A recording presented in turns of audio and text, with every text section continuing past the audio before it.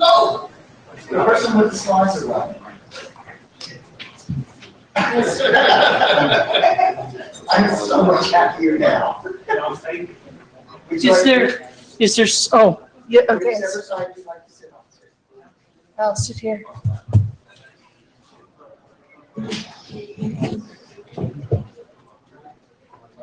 Okay, this doesn't work.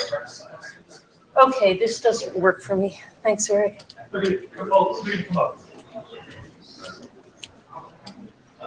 Hi, Joe. Maybe we chat afterwards. I don't think I'm not bringing that subject up in the meeting. The upstate stuff yet, but it's just vanilla. Hi, how are you doing today? Yeah, I can walk again. Oh, I'm so thrilled. You were looking just miserable. Yeah, that was really awful, but somehow a little bit self-induced.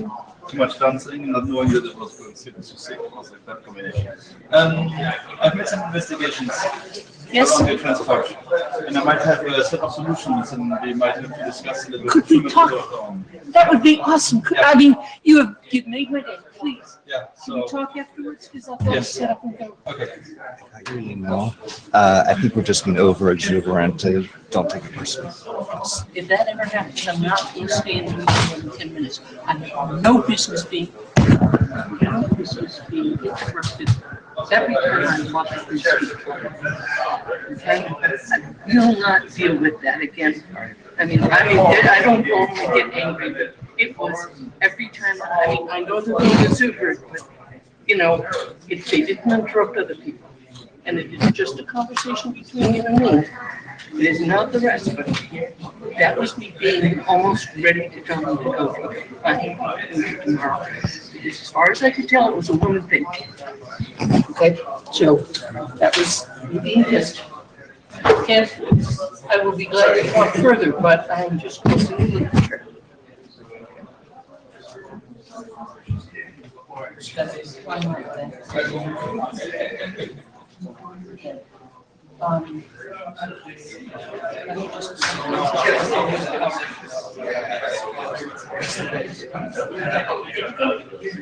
I'm working on it.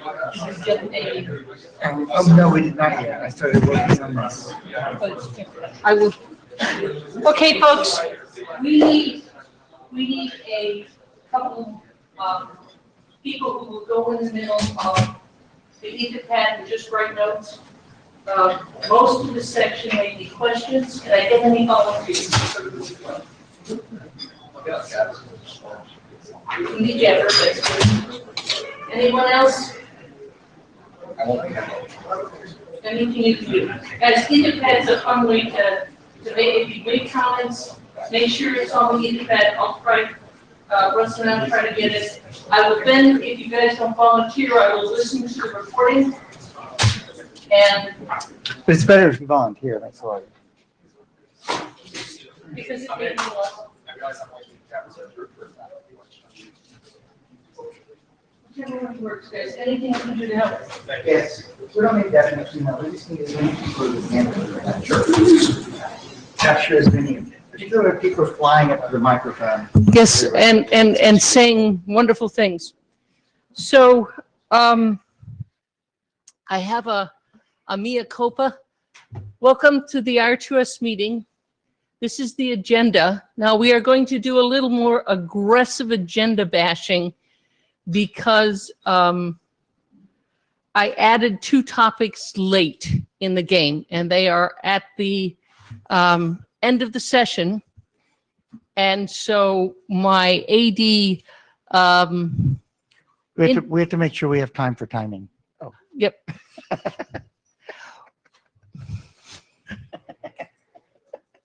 My AD wanted me to make sure to tell you that we need to do agenda bashing. Does anyone mind if we add off-state and ephemeral discussion at the end?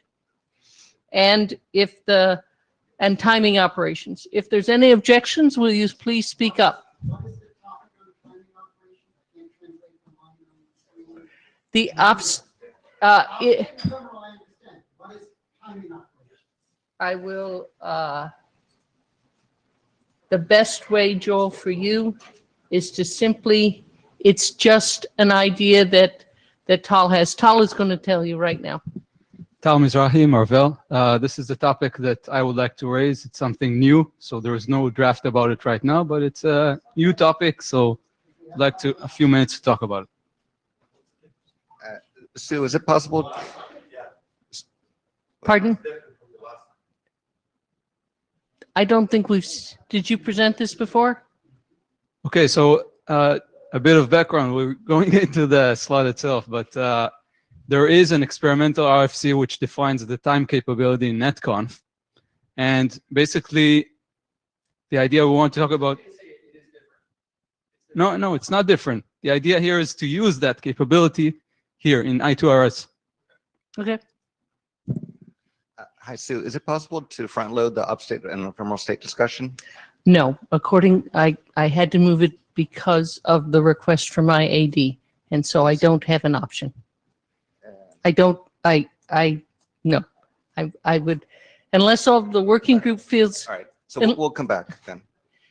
unless, well, actually I can do it this way. Folks, does anybody mind if we move the upstate discussion to the beginning? Okay, we will then take the working group and move the upstate to the beginning. I need to do the chair slide. We will then do the upstate. We will then do the filter-based driv and the data center.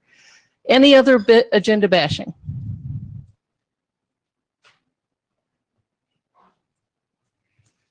Okay, let me go through with the chair stuff.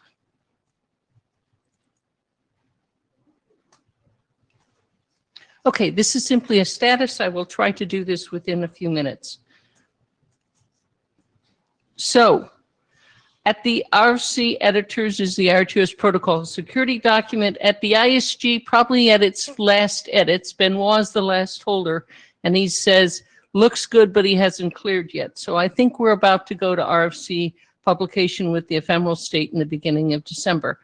We are going to the ISG with the draft Yang L2 topology. We're waiting for a revision on both of those, and then Benoit's said that he would pass that through quickly.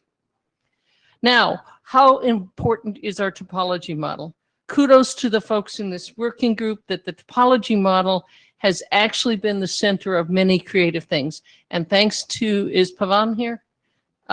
Yeah, many of the TEAS folks have been very collaborative along with other people, so we appreciate that. We are waiting for implementation reports. At this point, my suggestion to the working group is we get a little bit more implementation details on the RIB and the filter-based RIB, and maybe even the topology model for L2. The reason is we need to know how complex or non-complex these are. Now, what have Benoit and Aliyah agreed for the protocol work? The protocol work should go to for the ephemeral state, Yang changes should go to netmod. The protocol work, the Yang data modeling work for ephemeral state should go to netmod. The protocol work for netconf or restconf should go to the netconf working group. If the ephemeral state data store is needing to be discussed, it should be discussed within those groups, and we are an incubator protocol discussion. We will give help, we will do the ephemeral data store discussions, and then they will go back for final revision there. Now, if this doesn't work, of course, our friendly AD will help us figure out what to do next. But a multiple stream approach usually works better, including having lots of hallway discussions that I just had when I sent out a draft this morning. How much fun can one have in one day? Okay. Now, this is just a hackathon report, which I indicated.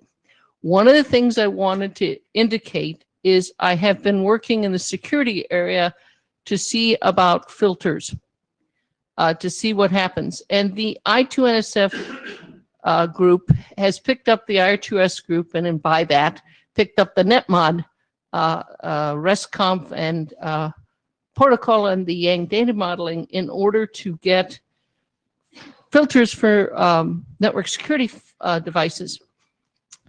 And a Korean group picked up and took the filters and the capabilities and implemented a simple filter-based rib VoIP in two places, in a VoIP LTE firewall and a DPA firewall for security devices. It was a 5-month project with a student group based on ODL, Ubuntu Linux, IP tables, and it added. And if you see it, they had a web interface, it was up. And the knowledge we learned is this data model stuff really works. I'm sure the Yang and the NetConf and NetMod groups are saying, yep, we knew. But the point is, for us, what we had to do for the I2NSF group to fit it within the student product is to create a simple version of our filter-based RIB. We may want to think about factoring things into simple and complete and have a model, in which case it will be something to discuss. But it's just a piece of reporting on. I'm hoping that each time we have a report on the feasibility. Now let me go on to the next topic. Aaliyah, the working group asked to hold the off-state discussion in a different order. Okay, sure. Okay. So let me go to the off-state, and I'm going to use do a mic talk so that they can see us. Just a minute. Will you just? Yeah. Okay. Hit the next one. There are very few slides in this one. If you just hit the next one. Can you focus the projector? It's a little bit. Huh. Yeah, if you can.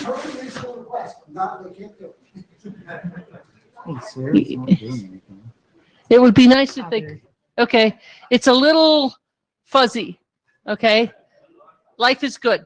Okay, would you go back up? I forgot something. Thank you. I can do it. Just, I get it. Because it's fuzzy, do you mind maybe just increasing it and then just moving up and down? That might help. Okay.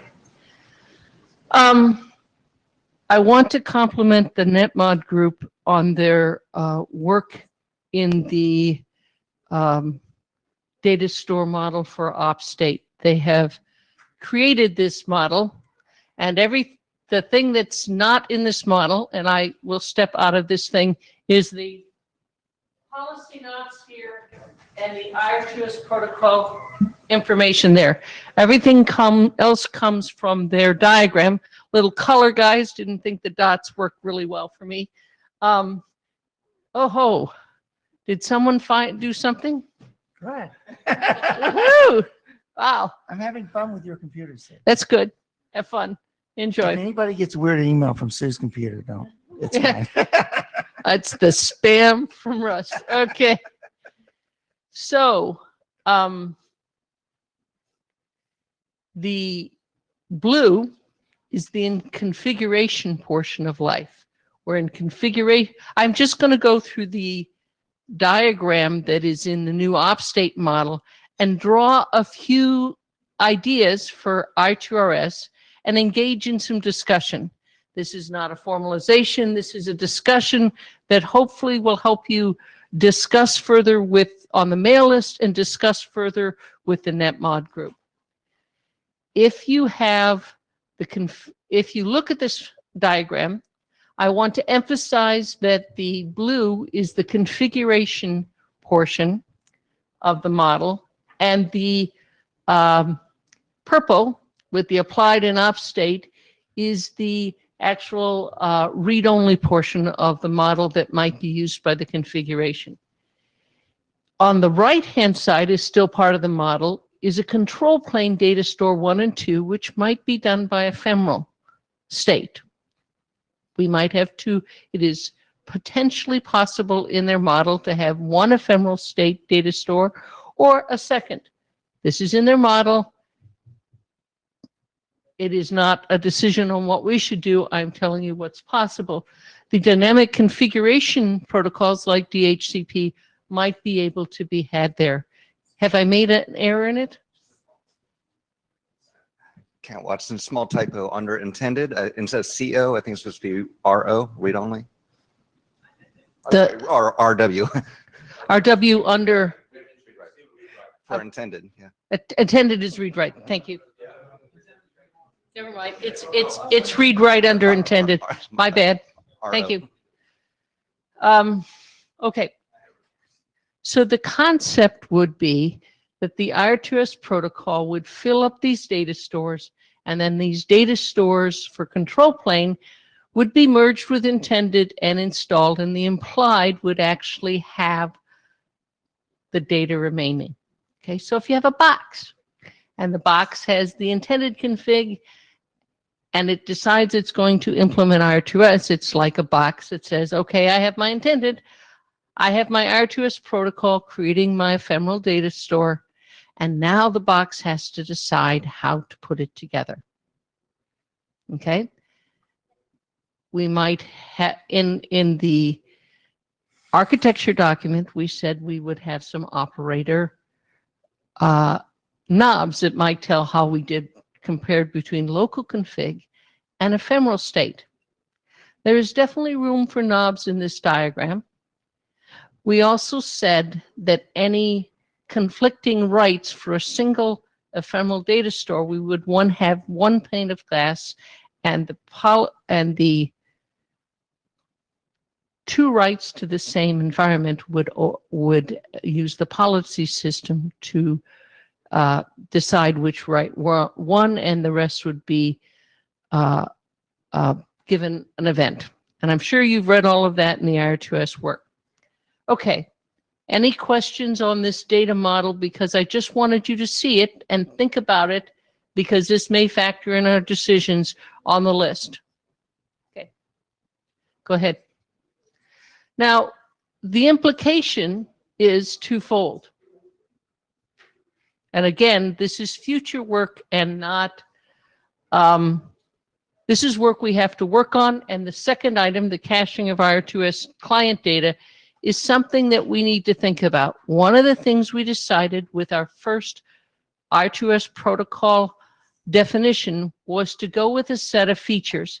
And the features that are in the requirements say one data store, one pane of glass. But many of you were patient as a working group and asked about caching of I2RS client data.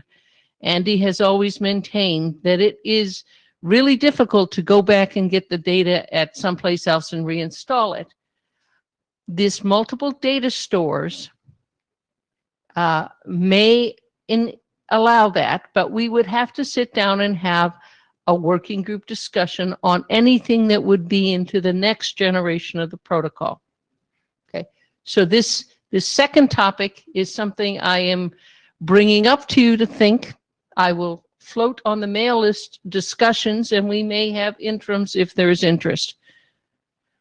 The first one on configuration validation, as you notice in the diagram, there is much more onus put on the I2RS protocol. If you would go back kindly to the previous slide, where you see the I2RS data protocol setting up the data stores.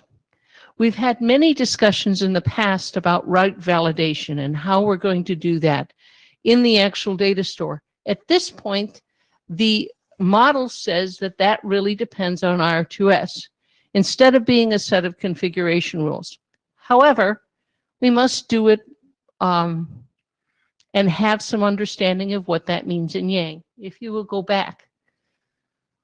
So we're in the best of all worlds and the worst of all worlds.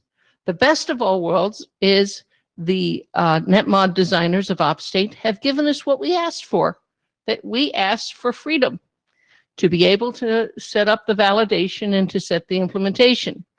We are in the worst of all worlds. Now we get to design the validation. So this is another topic. I'm introducing these topics because thanks to the good work from NetMod, we now have a new framework to begin to discuss. As Kent will indicate, this is still an individual draft, so we are going to let their discussions go a little farther this week. But if it goes to adoption, then that's what we really need to start talking about. Now, I have finished the introduction. I will go to the questions next and just get a sense of the room. This is off the top of your head and sort of thinking, and I will try, since we don't have a scribe, I will try to listen very well to the recording. If I miss it, I asked your forbearance. Oh, we do and- have people on either side. Okay, so please, I'd like to, this is not to undo any of the stuff in version 1, but to talk about a version 2. Go ahead, Dean. Dan Bogdanovic. Dan. So when you say support different types of validation, what validations do you have in mind? Again, what people had asked when I talked to the ODL developers, they were talking about 1 million routes, and they said, gee, they would like to be able to do offline validation and less validation when they install it inside of the ephemeral state model. Okay, then how will they do validation against the hardware? And I can tell you immediately what for interface and QoS policies, because those will be one of the most interesting ones for the, for the ephemeral. If they want to do offline validation. I don't have the details from them, but I think my question is whether we should open this discussion. And if you think it's useful, then we should open the discussion for a second round. If there would be some use cases that will be presented, Okay. and then yes, but I would like to see what would be the use case, and that because some of the validation you have to know in an online model because it's hardware dependent. Yes, thank you. That is a very good input to the chair that I need to get use cases for that. I will ask anyone with that proposal to provide use cases and examples. Is there anyone else would like to give suggested? This is aid to the chair on looking at new topics because we've completed the first round of requirements for Protocol 1, and I'm reopening in this discussion some of these topics. Dan, did you have something else? On the policy knobs to resolve multiple data store view to the applied configuration view. So if I understood correctly from your previous picture of the, the multiple data stores, so you have the control plane data store 1 and 2, and those are the panes of glass that, are being essentially one over the other. That is what is being defined in the NetMod model, as far as I understand. Am I correct, Ken? That the control plane, the data store, and the dynamic configuration protocols and the intended would have to be munged, like maybe 3 panes of glass, to come out with the final answer. Joel, I'm not saying what we're doing. I'm just saying what's in the model. Okay, you asked them. So it seems to me that we're getting horses and carts backwards. We have a set of agreements on what we need. We have a set of requirements. The NetMod guys and the NetConf guys are trying to address that.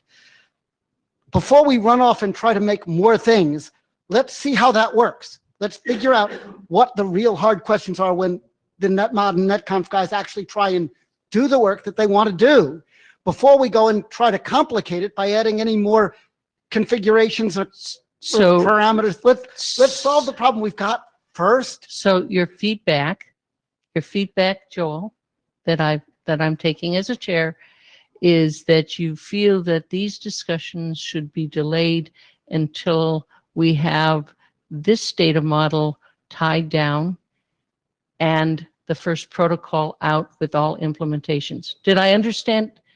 Am I restating your I don't know if we need to wait until we actually have lots of implementations, but let's make some progress on spelling it out, see if we can get some implementation and make progress on what we've already agreed before we start throwing the cards back up in the air. Okay, we have implementations and protocols going.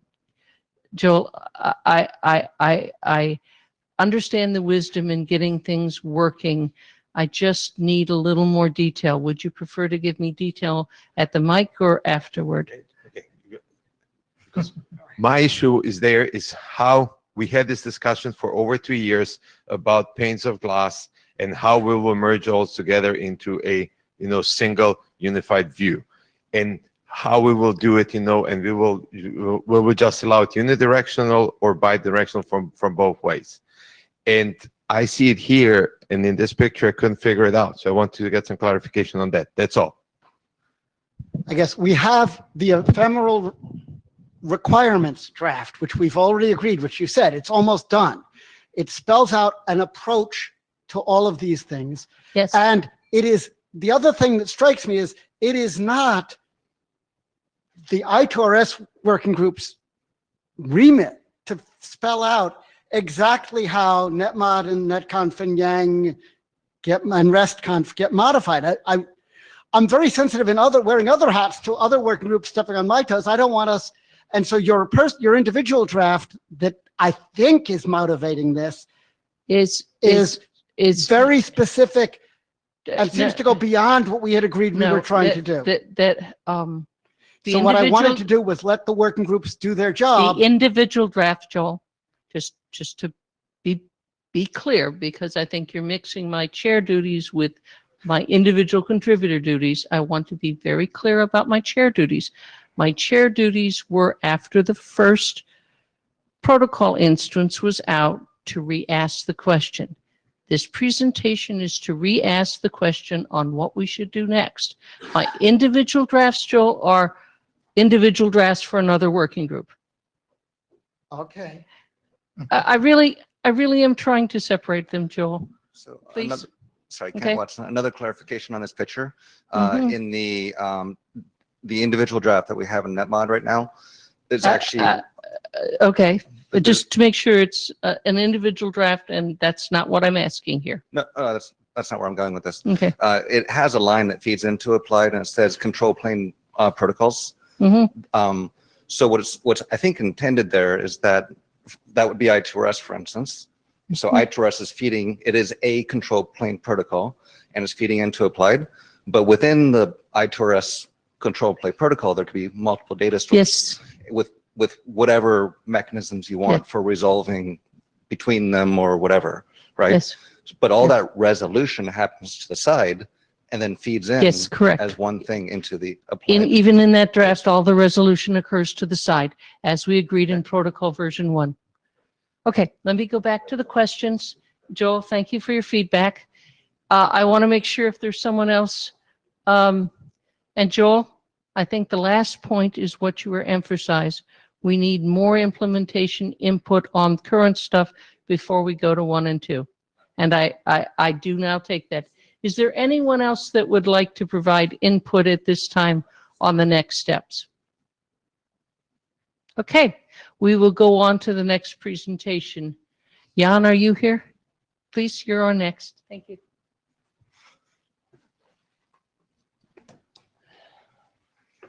And by the way, our next work is to look at new data models.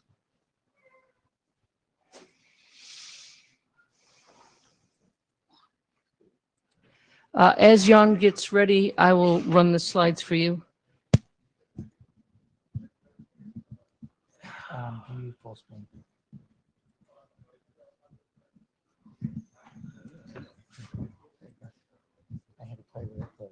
Yeah, hello. Hello.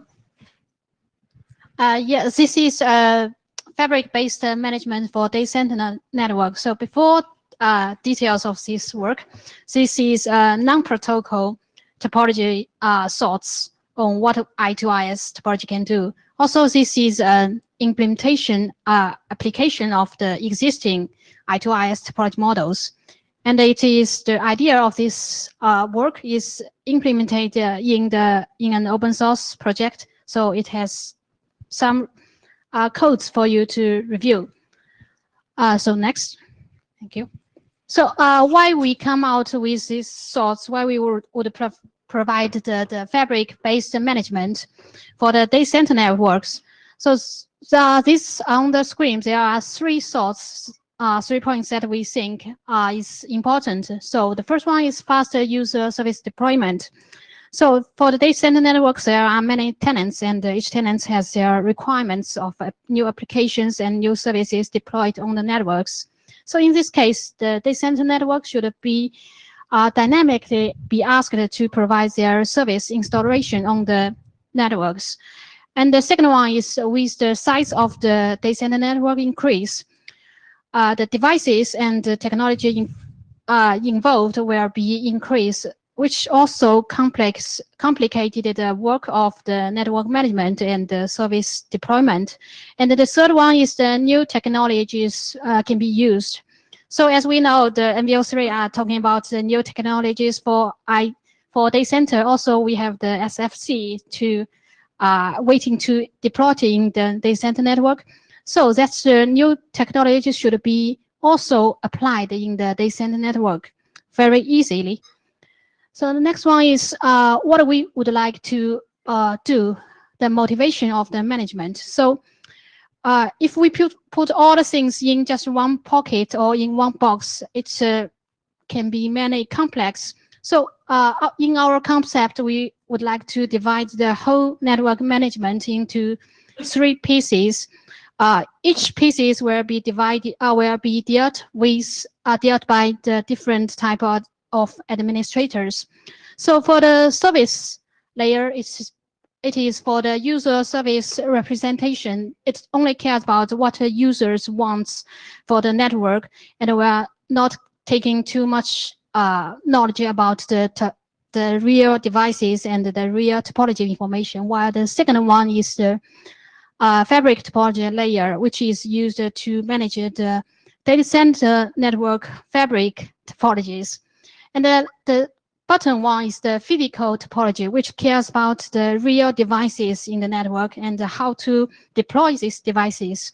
So how to deal with the problem is we divide the whole problem into 3 layers, and each layers can be managed by different administrators by using the models that we defined in this draft.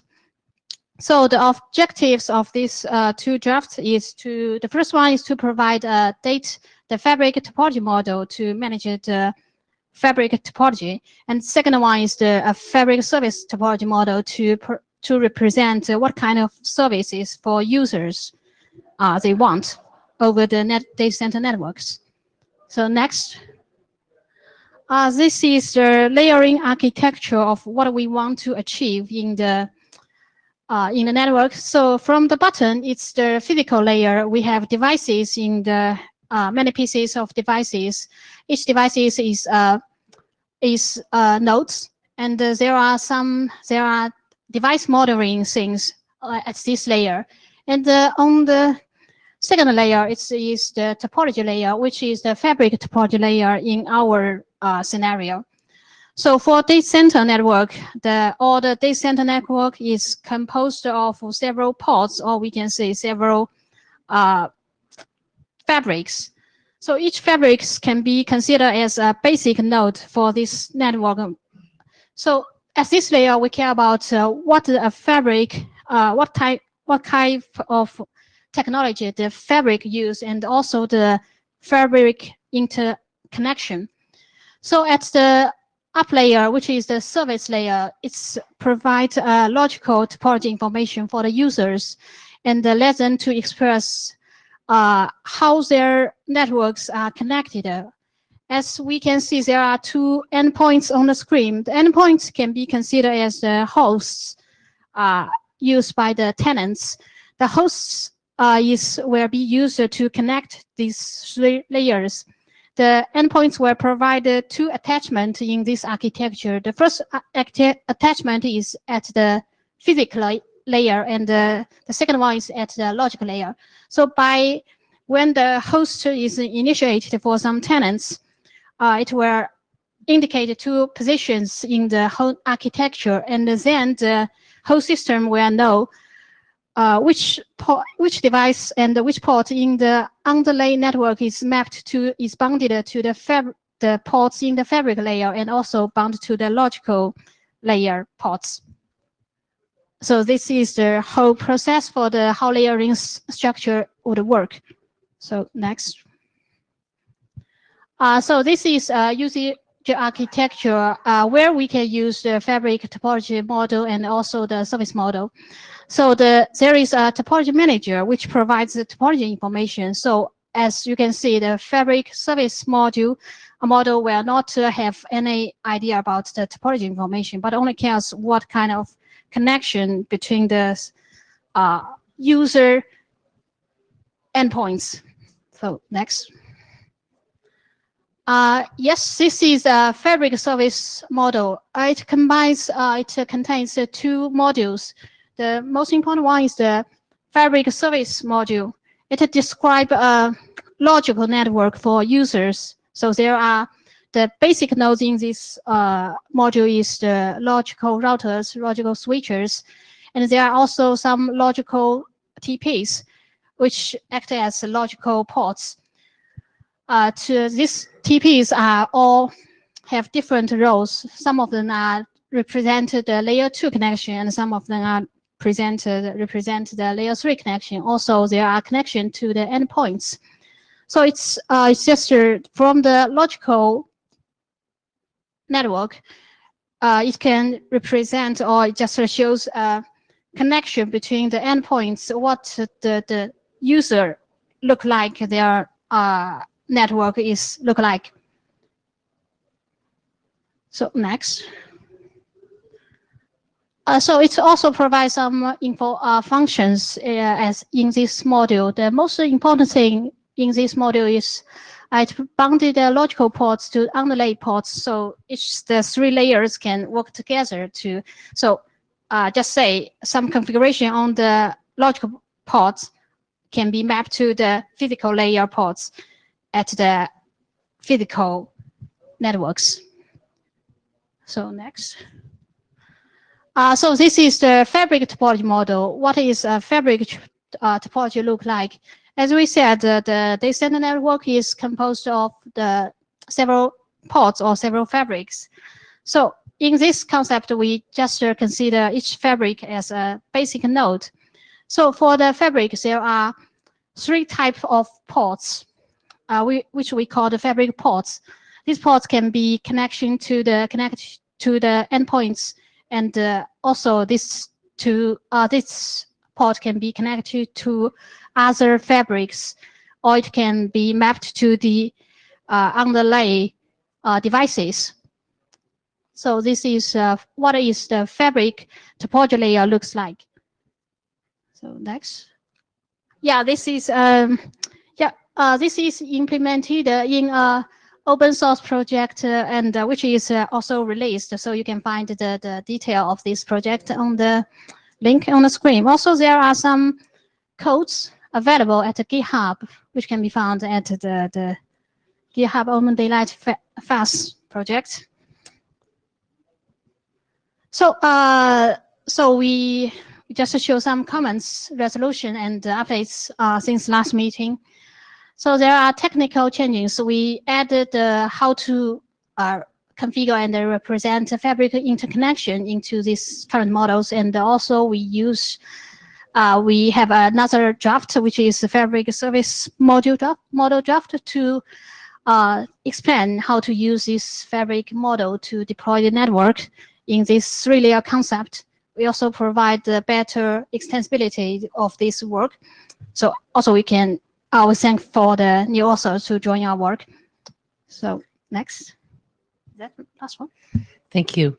Thank you very much, Sean, for the presentation. Do we have any questions on the technical content of the presentation? Not on where it belongs in which working group, but on the technical content. I want to break the two apart. Yes, questions, but yeah. I'm specifying the type of questions, Jeff.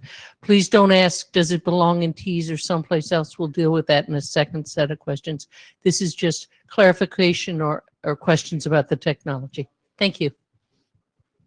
Do you plan to describe complexity within the server? So relationship between virtual switch, virtual router, endpoints, virtual endpoint within the host? What, sorry? You might have a host which has virtual switch, which might have stub virtual router, which might have virtual router, which is in front of virtual switch. Yeah, do you mean the endpoint can connect to the routers? All within same node, right? Yeah, it's the TOR will be the switchers, so the endpoint first attach will go to the switchers in data center networks. So is that the question? My question, how do you plan to represent it within the model? Which leads to the second question, the notification flow. I think very similar the work we are trying to do in TS in multi-layer model. How do you provide workflow of notifications from lower level to higher level, and how do you create feedback reaction with this? You mean the notification from the under layer to the up Yeah. layer? So, So- do you mind to go back? Which one? The architecture one, yeah. Okay. So actually, the endpoint will provide two attach points from the device at the physical layer, and also another from the logical layers. So when the endpoint is online, so these three devices at the three ports, the one port at the logical layer, and the second port at the fabric layer, and also the device layer port will be bonded together. So do you envision daisy chain of notifications going bottom up? You know, the notification from the up layer to the high layer? Do you mean? Yeah. Probably we can take it. Yeah, probably. I haven't think about that. Any more technical questions on this model? Do we have someone from TEAS? Oh, please go ahead. Just a question that is more related to what already said by Jasura. In the TIS model, in the TA topology, there is the concept of abstract node. The abstract node. I'm sorry, I can't hear you. If you could just stand just a little closer to the mic. Thank you. Okay. I'm Sergio Belotti from Nokia. In TIS topology drafts, there is the concept of abstract node. The abstract node can represent a topology. Mhm. Exactly, in my view, the layer blue and and the layer gray that is represented here. So my question is what is the difference? Yeah, actually, the layer 2 is for the data center fabric, the port.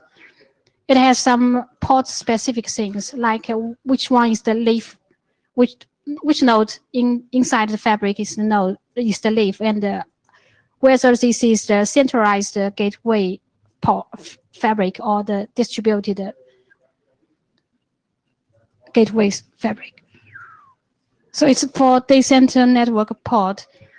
It might be not so direct to the TIS. Sincerely, I didn't catch the difference. The same? Exactly the same. Look at there's an open source project from the early teens called OpenS. You know, they also work. It's a, yeah.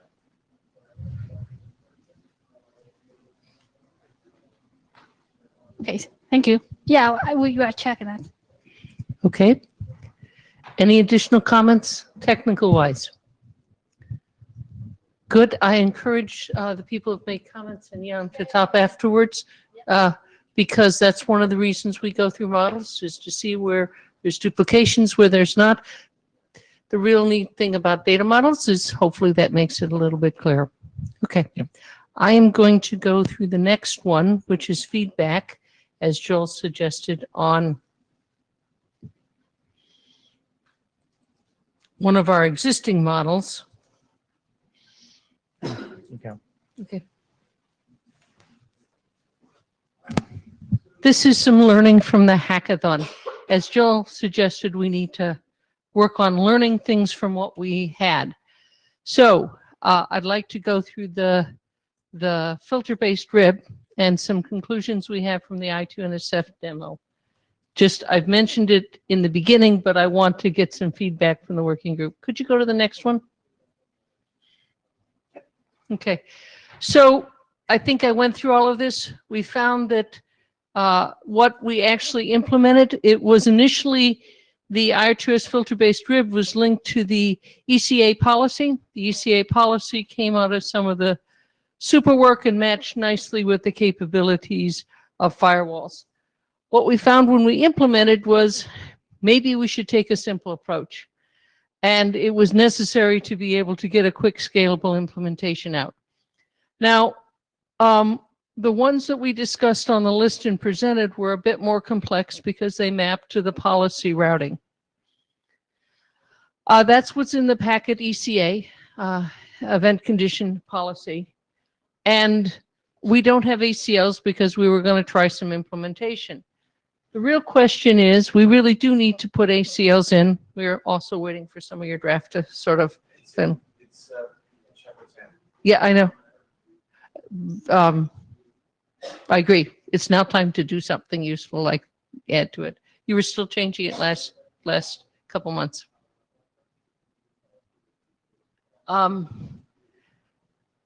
So we made some additions to the filter-based rib. We added some events. Should we have added them? Should we put ACLs in the current draft, link it in where we have regular filters, or should we put it in a different one? I am looking for some feedback. Dan, if you have some feedback on how you might extend it or how you might work with policy routing, I would be glad to take that. This is general high-level feedback that we learned as we implemented. I haven't read the draft, on the events, so I can't tell you that in general.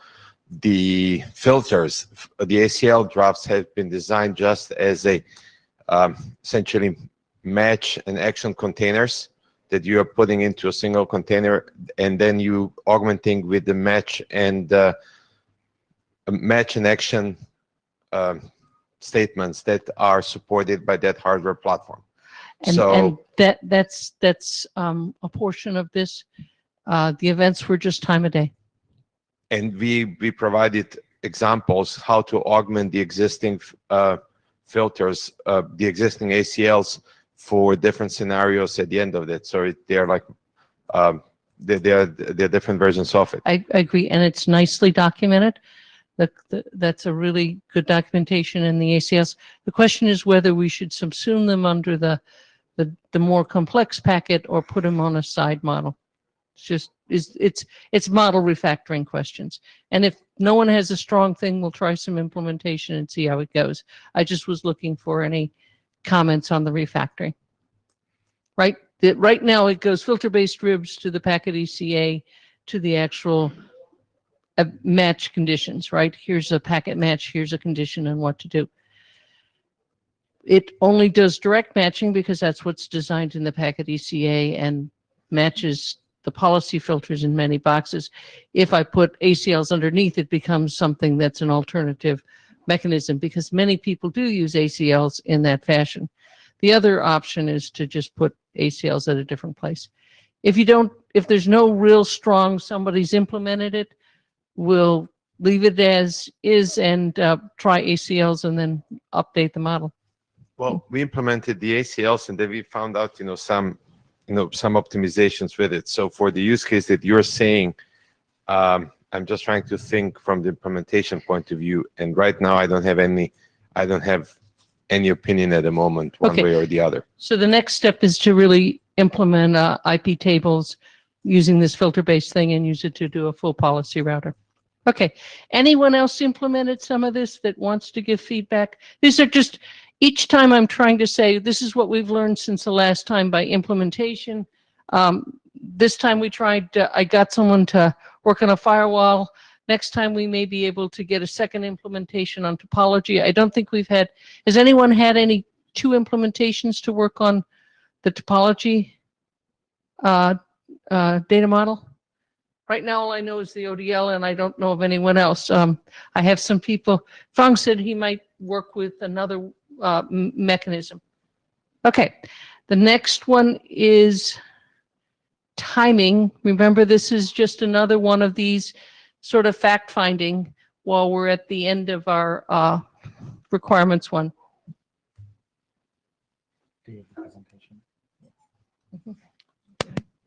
Thanks. So my name is Tal Mizrahi. I'm from Marvell. And this is actually not a new idea. This was discussed in the past, but it is discussed for the first time in this working group. And it's mainly important for me to get feedbacks and to see if there's any motivation to keep this work going.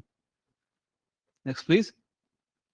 So we'll start with a simple example.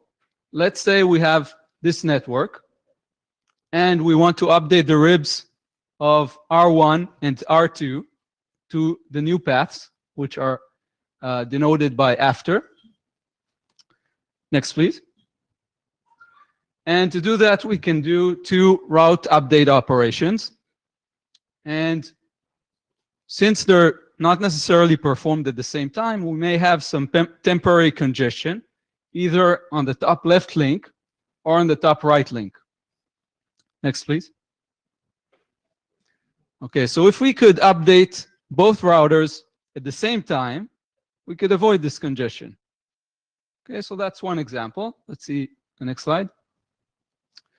So we have a second example. Again, we want to switch from the before to the after state, and we have 3 routers we need to update, R1, R2, and R3. Next, please. So we want to perform a set of operations, not necessarily at the same time in this example. Next, please.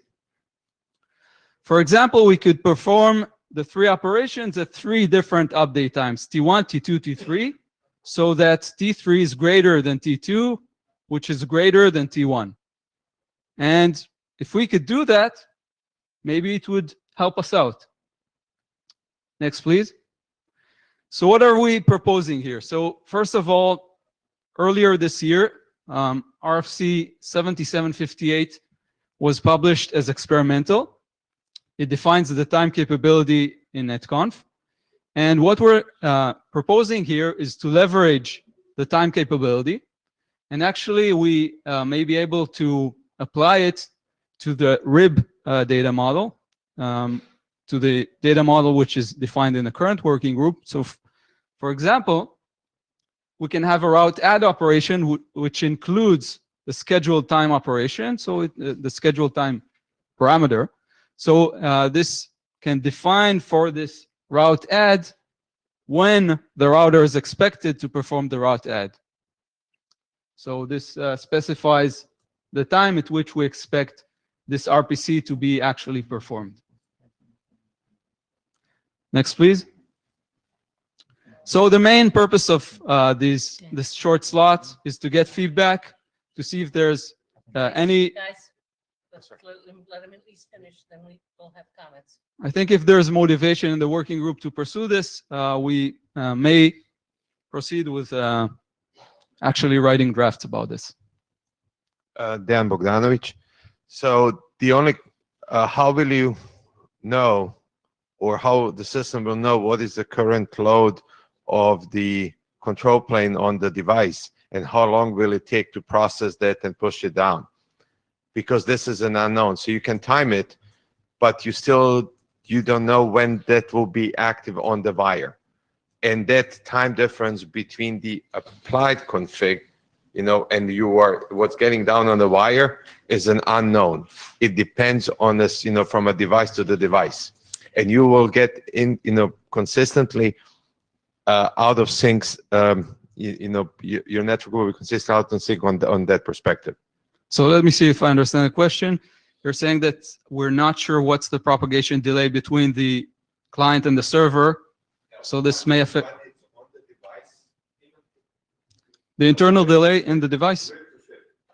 Okay, so basically it's an implementation question of how do we guarantee that the server or the router actually performs the update exactly at the time it was meant to perform the update.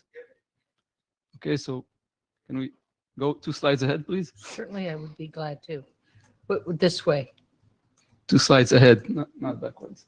But tell me when. Go down. Slide 10, 11. Great. Okay. So the question is actually, can we perform operations in an accurate way? It's an implementation question. No. That's not the question? No, that is a question, but that's not the answer. Because this is, at the silicon level, but I'm asking you, when you hit the CPU on the device, that CPU on the device, the question is, how will I know from the CPU on the device to your silicon down? That's my question. Once, yeah. If you, okay, look. Wait, I want to answer the question. Tal, if I may. If you assume that the hardware underlying has time capability, then yes, you can make it happen magically. Right. But from a point of view of a protocol design, we can't design around that assumption. And that was and if you don't make that assumption, if you assume there's a route control processor that is controlling the line card and changing its state when it wants to change its state, which is the way we normally think about these things, there is a time delay. But I actually have a much bigger problem here. We spent a significant amount of time in this working group looking at this question. We debated a number of dimensions of this because it turns out that in trying to combine this with I2RS, there are a lot of complexities that arise. And we decided, no, we don't want to deal with, for example, wait a minute, I have a preemption, so this is gone, but maybe by the time it really takes effect, the preemption will be gone, and so it should take effect. And so we looked at keeping whole piles of state, and so unwinding state, and we said, no, we're not doing that. I'd really like us to finish the current work before we create something with that large a complexity footprint. I understand why it looks simple from where you sit and useful from where you sit. But when we look at it in the I2RS context, it is a very large headache. And so I'm really uncomfortable with it. So Joel, your feedback to the chair and to our work items is put this off till later. Did I understand that? I think there's a lot of complexity. I still haven't answered the Proposers question. should go think about it while we make progress on other things. One conversation, Tal would like you to answer a question to you. So I think Joel, you asked an answer, but I do want to address Deanne's question. So this solves it at the silicon level. So there's software and there's silicon.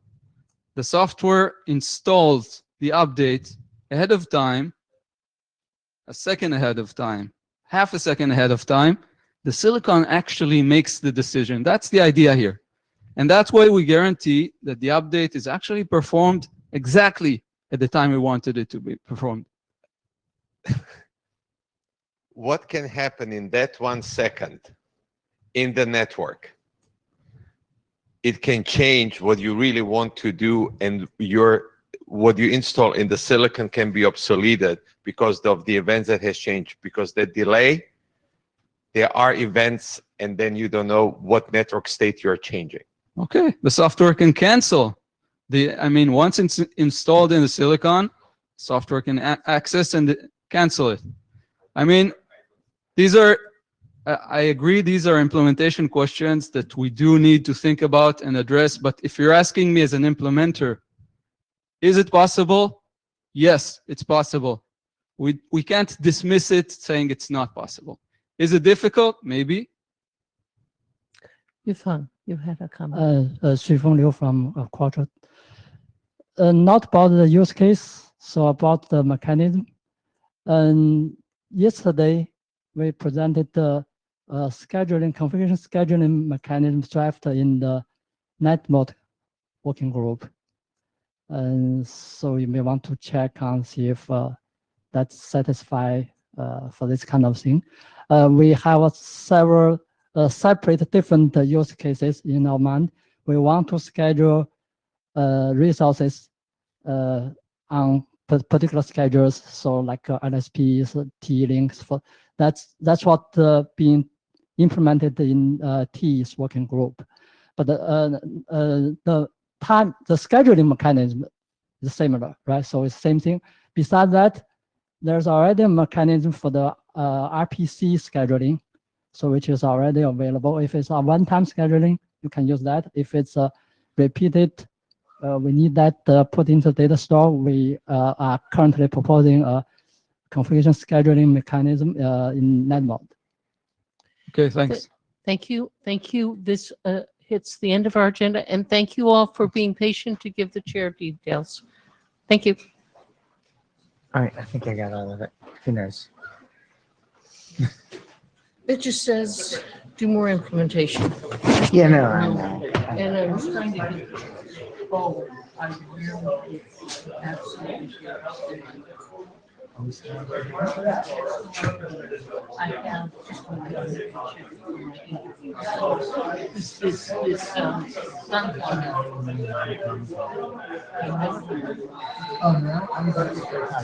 Thank you. Once I'm on that, I don't know how to do it again. Yeah, I've done it 3 times and I'm hey, Tab.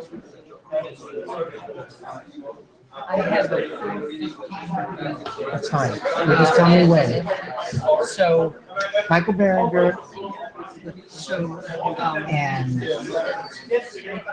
Gonzo. 6:30 would be great. Should I make it 6:30 or should I tell them? All right, I'll send an email to everybody.